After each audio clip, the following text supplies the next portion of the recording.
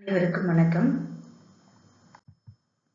இன்னைக்கு நம்மளுடைய பாடப்பகுதியில பார்க்க போற காணொளி வாக்கிய வகைகள்.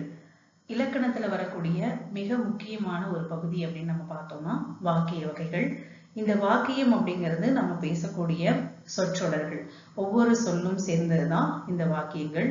முற்று பெற்ற ஒரு சொற்றொடர் அப்படிங்கிறது தான் நம்ம வாக்கியம்னு சொல்லுவோம். அவன் நடந்தான், அவன் பேசினான், அவன் பாடினான், இந்த மாதிரி வரக்கூடிய வாக்கியங்கள் தான். அதுல வரக்கூடிய வகைகளை தான் நாம இன்னைக்கு வகுப்புல பார்க்க போறோம்.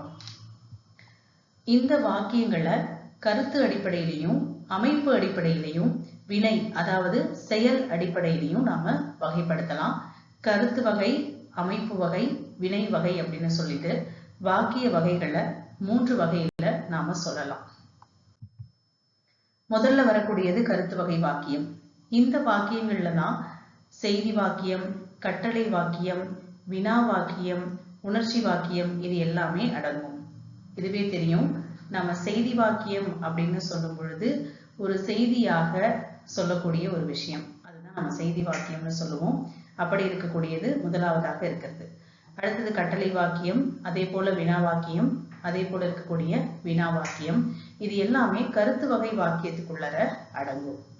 நம்ம முதல்ல பார்க்கக்கூடியது செய்தி வாக்கியம்.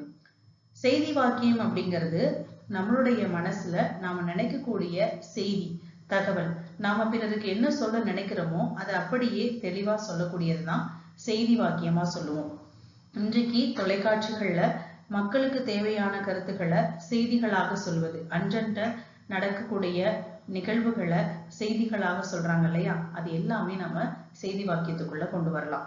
அதே போல ஒரு மாணவனுக்கு ஒரு ஆசிரியர் ஒரு செய்தியை சொல்லும் பொழுது அது ஒரு செய்தி வாக்கியமாக பார்க்கப்படுது. திருவள்ளுவர் திருக்குறளை எழுதினார். கம்பர் ராமாயணத்தை இயற்றியவர் கம்பர் அப்படின்னு சொல்லுவோம். நேற்று மழை பெய்தது அப்படின்னு சொல்லுவோம். அதே போல இன்று வகுப்புக்கு விடுமுறை விடப்பட்டது. இந்த மாதிரி நாம என்ன நினைக்கிறோமோ அந்த விஷயத்த, அந்த தகவலை மற்றவங்களுக்கு புரியக்கூடிய வகையில எளிமையான முறையில சொல்லக்கூடிய எல்லா விஷயங்களுமே செய்தி வாக்கியத்துக்குள்ளர அடங்கும்.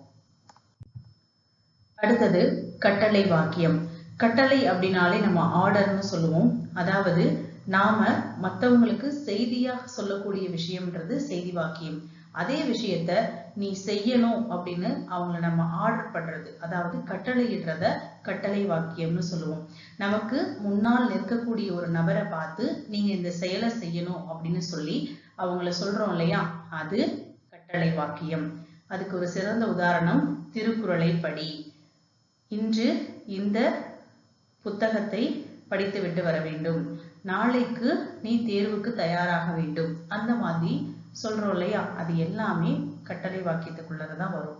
அதாவது ஆர்டராக நீ படி, நீ செய், இந்த வேலையை இப்பவே முடிக்கணும், நீ இந்த ஹோம்ஒர்க்கை இப்பவே செய்யணும், நாளைக்கு நீ வர வேண்டாம், ஏன் நின்றுட்டு இருக்க, இந்த மாதிரி ஒவ்வொன்றையும் கேட்போம் இல்லையா.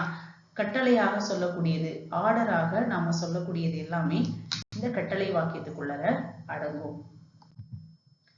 அதே போல உணர்ச்சி வாக்கியம். உணர்ச்சி அப்படிங்கிறது நமக்கு இருக்கக்கூடிய, மனிதர்களுக்கு இருக்கக்கூடிய உணர்ச்சிகளை நாம வார்த்தைகளாக வெளிப்படுத்துறது. வியப்பு, அச்சம், பயப்படும் போது ஐயோ அப்படின்னு சொல்லுவோம், அடடா அப்படின்னு ஆச்சரியமா சொல்லுவோம். இது எல்லாமே உணர்ச்சி வாக்கியத்துக்குள்ளர அடங்கும்.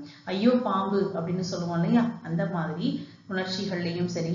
அதே போல ஆஹா, அடடா, இந்த மாதிரி எல்லாம் சொல்லுவோம் இல்லையா, என்னன்னு கூட சொல்லுவோம். இது எல்லாமே உணர்ச்சி வாக்கியத்துக்குள்ள அடங்கும். அதாவது மகிழ்ச்சியாக இருக்கும் போதும் சரி, துன்பமாக இருக்கும் போதும் சரி, வியப்பு ஆச்சரியப்படும் போதும் சரி, நாம உணர்ச்சி வசப்படும் போது எல்லாமே பேசக்கூடிய வார்த்தைகள் அது உணர்ச்சி வாக்கியத்துக்குள்ளர அடங்கும். அடுத்தது வினா வாக்கியம். வினானா தெரியும், கேள்வி கேட்கறது. திருக்குறளை எழுதினது யாரு, இந்த போர்டுல எழுதினது யாரு, இந்த ஹோம்ஒர்க்கை முடிச்சது யாரு, நாளைக்கு நமக்கு வகுப்பு நடக்குமா, நாளைக்கு கல்லூரி இருக்குமா, இப்படியாக கேள்விகளை கேட்பது வினா வாக்கியத்துக்குள்ளர அடங்கும். அடுத்தது அமைப்பு வகை வாக்கியங்கள். இந்த அமைப்பு வகை வாக்கியங்களுக்குள்ள நம்ம பார்க்கும்போது தனி வாக்கியம், தொடர் வாக்கியம், கலவை வாக்கியம் இதெல்லாமே வரும். இப்போ தனி வாக்கியம் அப்படின்னு நாம பார்க்கும்போது பாரி வந்தான் அப்படின்னு சொல்லுவோம். எளிமையா பாரி வந்தான், கபிலன் வந்தான், பாரியும் கபிலனும் வந்தனர். அந்த மாதிரி ஒரு எழுவாயோ அதாவது பல இயல்பாயோ பயனிலையாக கொண்டு ஒரே ஒரு பயனிலை வந்தான் வந்தனர் அப்படின்னு முடியும் இல்லையா? அப்படியாக முடியக்கூடியது தனி வாக்கியத்துக்குள்ளர வரும். அதாவது ஒரே ஒரு செயல் நடந்திருக்கணும்.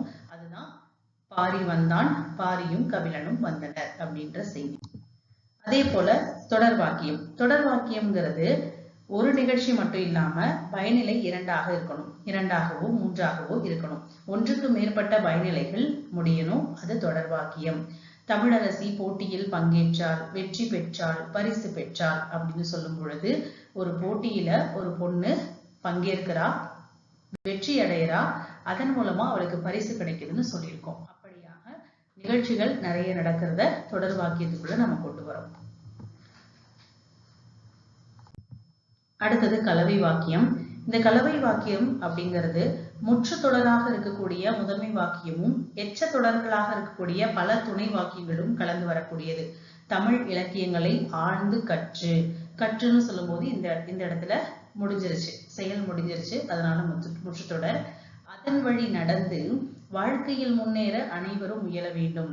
நடந்து வாழ்க்கையில் முன்னேற அப்படின்ற சொற்கள்லாம் எச்ச தொடர்களாக திரும்ப வரக்கூடியது. இப்படி சொல்லும் பொழுது எல்லா வகையான வாக்கியங்களும் இடம்பெறதுனால இதை கலவை வாக்கியம்னு சொல்றோம். இப்படியாக இந்த வாக்கிய வகைகளுக்குள்ளர அமைப்பு வகை, வினை வகை, அதே போல கருத்து வகை வாக்கியங்கள் இடம்பெறுது. இன்றைய வகுப்புல இந்த வாக்கிய வகைகளை நாம தெரிஞ்சுக்கிட்டோம். அடுத்த வகுப்புல நாம இன்னொரு பாடத்தை தெரிஞ்சுக்கலாம். நன்றி.